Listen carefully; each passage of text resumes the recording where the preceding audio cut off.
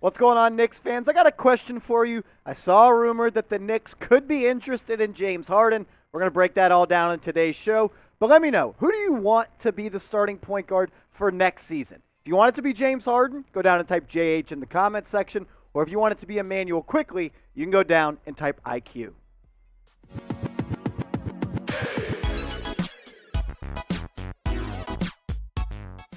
Welcome into New York Knicks Now by Chat Sports. I'm your host, Marshall Green. And in today's show, we're going to touch on Immanuel Quickley. And if he can be the point guard of the future for the New York Knicks. He played well down the stretch of this past year, so maybe that's the route the Knicks go. But first, let's kick it off with James Harden and the rumors surrounding Harden. And maybe if he declines his player option for next season, maybe the Knicks and Leon Rose could pounce on him in free agency. Harden, he has a player option for $47.3 million for the next season. And honestly, he'd be an idiot to decline it. I don't see any way that he gets a longer contract or a long-term contract for more money than what he would make on that player option. Honestly, I'm not a fan, and I don't even think the Knicks would pursue him if he became a free agent, because everywhere he's gone since Houston, it's been a problem, and the Embiid and Harden duo hasn't worked to plan or like it did the first week when he became a Philadelphia 76er. He went to the Sixers,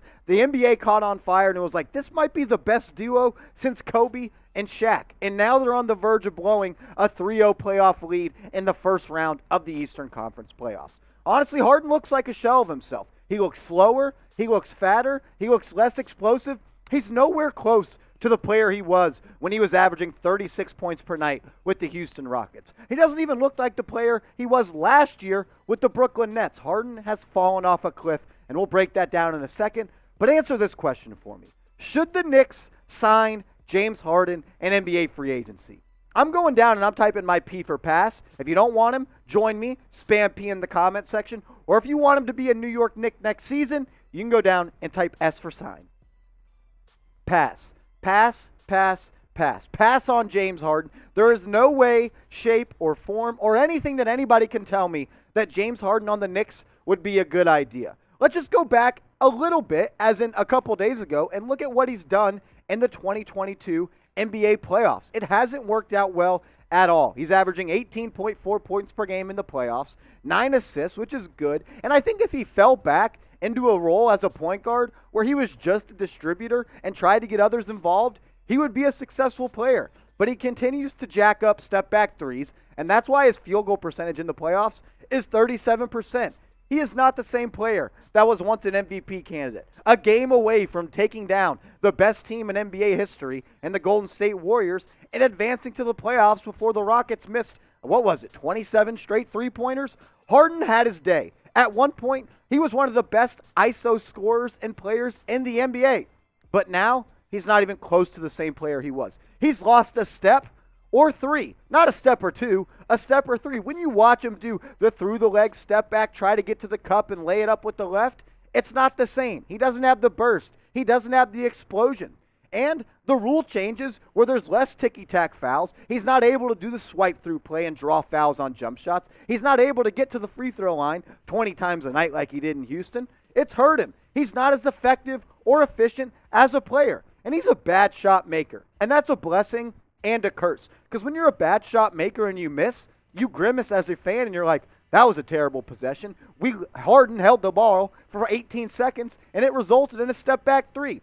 It's a gift and a curse because sometimes you got to be a bad shot maker, but it's not good for the flow of the offense. In his play style, it's been shown time and time again, it's not an effective way to win in the playoffs. ISO scoring, where you kick it out with 2 seconds left on the shot clock for a contested three, or trying to get to the free throw line every play, doesn't work. And the thing that I harp on with James Harden is old dogs don't learn new tricks. He's not just going to wake up next season and say, what I've done the past 4 years where I've averaged 36, 34 points, I'm not going to change that way because it got me an MVP. It got me to a Game 7 Western Conference Finals against Steph Curry, Klay Thompson. I've had success, so why would he change? But he has to, because if you look at what's changed in the last 2 seasons, his stats, his production, his efficiency are nowhere near the same. He was shooting 44% from the field the prior 3 years. This year he's shooting 41%. I think all the fouls and the reckless way he's driven to the cup in the past season, even though they're ticky-tack fouls, those add up. He's not a small guy. He's a big guy, and he has to carry that weight because of all the times that he's gone to draw contact. And I think that's made him age quicker as a player. Also, the fact that he loves to shut down nightclubs. His jersey in Houston is hanging in every single strip club on Bissonnette. This is someone that hasn't really thought about, making their body have a longevity like LeBron James or like every other player that has had long careers. Harden, he hasn't done that. He's just a hooper. He hasn't believed in sitting out games in the past like LeBron James has had. He said, I just want to hoop, and playing 82 games a night, a season, 40 minutes a night, attempting 20 free throws, it's taken a toll on him, and he's nowhere near the same player he once was. But look, if the Knicks do sign him, which I hope they don't, we'll be breaking it down on this channel, youtube.com/KnicksTV. So go subscribe, go hit that big red button, turn on your notifications, because we're going to be posting content all year long. Even when the NBA offseason is past, when there's no more free agency, when there's no more draft coverage, we're still going to be breaking it down. So help us catch our Giants Now channel here at Chat Sports. They're almost at 7,500 subs. I want to catch them. And also, we're going to be going live on our Giants channel. I'll put the link to sub in the comments and description of this video because we're going to be going live for picks 5 and 7 of the NFL draft over there. If you love the NFL, if you love the Giants, subscribe, youtube.com/NYGiantsTV. Story number 2 on the show after we had to discuss James Harden, which a rumor that I thought was silly and I had to debunk it. Let's talk about a player that might actually be the point guard of the future for the New York Knicks, and that's Immanuel Quickley, who's just 22 years old, and he played the best basketball of his young NBA career the second half of the season. The Knicks would have to clear cap space to go and sign a guy like James Harden or Kyrie Irving, or go and trade for Dame Lillard or De'Aaron Fox or Donovan Mitchell. You have to give up assets or cap space to go and make those moves. So what about we hold on to the flexibility we have and we just move forward with Immanuel Quickley for next season? Can he be the face of the franchise and this player to fill the spot at point guard that's been haunting the Knicks for as long as I can remember? If he played the way he did the last 22 games of this season, where he played 28 minutes per night, I think it's possible. He averaged 16.5 points per game, 5 assists, shot 43%, almost 44% from the field, and almost 40% from deep. IQ showed everybody in that final stretch of the season, when Kemba Walker sat down, when other players were not getting the minutes, that he could be a point guard. He loves to get people involved. He loves to push the pace. This is someone that I believe that is just touching the surface of the type of player that he can be in the National Basketball Association. I love the worker he is. I love the type of mindset he has, and I think he plays a winning brand of basketball. We're going to continue to break down Immanuel Quickley in a second, but first, let me know, do you want IQ to be the starter next year at the point guard spot? I think it would be a good idea. I'm down to roll with the youth movement and build through the draft, sign free agents that we can afford, and let Immanuel Quickley prove or disprove that he can be a point guard. But let me know what you think. Type Y for yes, or you can go down and type N for no.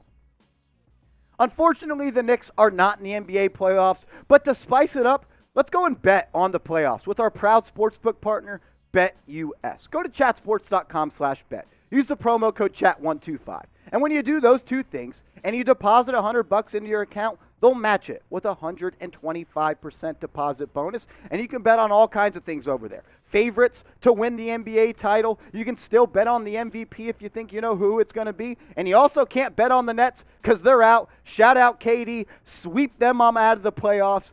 FKD. I love it. I mean, the Knicks, they had as many wins as the Nets in the playoffs this season. You probably couldn't have bet on that, but if you did, you're sitting real pretty right now. Get started at BetUS, chatsports.com/bet, promo code CHAT125.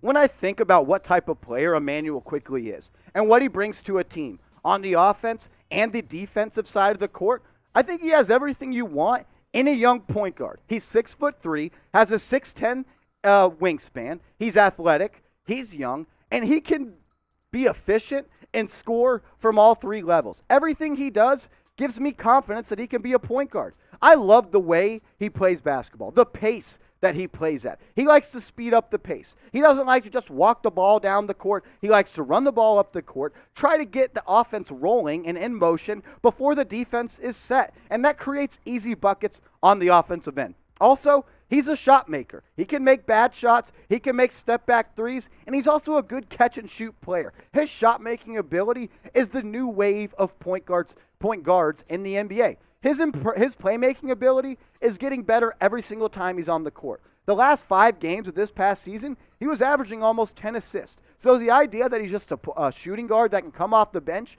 and be in a Lou Williams type of role, I completely disagree. He's also a really underrated defender. He's not someone you're going to go put on a guy like Luka Doncic or Kevin Durant or the Greek Freak, but he can hold his own against other point guards. He's not some small guard, 6'3" with a 6'10" wingspan. And also, he's a great free throw shooter, and that goes, not talked about enough.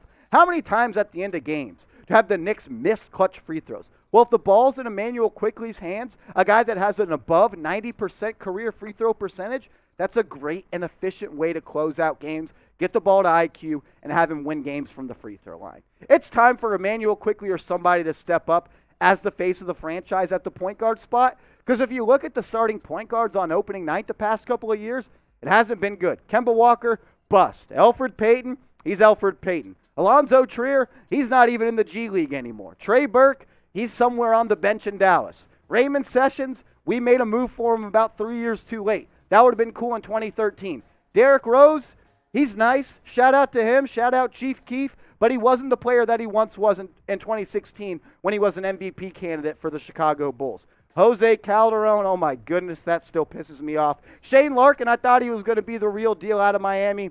Didn't work out. Probably the best player we've talked about yet is Pablo Prigioni. I loved him. Had a great story, but he's not a starting point guard. He's a good guy off the bench. Then he had Raymond Felton in 2012, where he was there for a second stint with the Knicks. Tony Douglas, he was a good scorer, but not a point guard. And then you had good Raymond Felton in 2010 before you traded him for Carmelo Anthony. Give me a name, though. We just showed you every starting point guard from the New York Knicks from 2021 to 2010. Give me your favorite one on that list, and everybody that comments a name from those guys, I'll give you a shout-out on the next New York Knicks Now. I appreciate everyone that's made today's show a part of their day. You're a real one. Give us a like and give me a follow on Twitter at @MarshallGreen_. Another way to be in the know on the latest New York Knicks news and rumors is by following me on Twitter. Because when a video goes out on YouTube, I'm tweeting it out on Twitter, so you can stay up to date on them all over there. Turn your notifications on. Give me a follow at @MarshallGreen_.